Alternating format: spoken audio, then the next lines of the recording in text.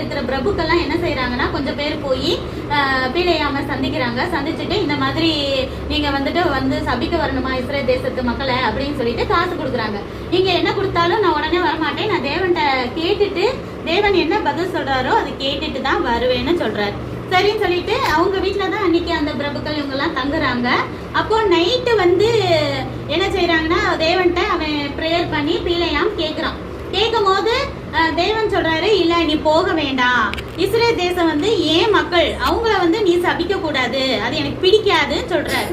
அப்போ அவன் காலையில என்ன சொல்றான், இல்ல தேவனுக்கு நீங்க கூப்பிட்ட இடத்துக்கு வர்றது தேவனுக்கு பிடிக்கல, நான் வரமாட்டேன், நீங்க போய் உங்க ராஜாட்ட சொல்லிருங்க அப்படின்னு சொல்லிட்டு. இல்ல ராஜா நாங்க சும்மா போனா திட்டுவாரு, நாங்க வேணா உங்களுக்கு நிறைய பொருள் கொடுக்குறோம் அப்படின்னு சொல்லும் போது அவன் சொல்றான், என் வீடு நிறைய கொடுத்தாலும் நான் என்ன செய்ய மாட்டேன், வரமாட்டேன்னு நல்லவன் போல சொல்றான். சரின்னு சொல்லிட்டு அவங்க போய் ராஜாட்ட சொல்லும் போது ராஜா என்ன செய்யறாரு,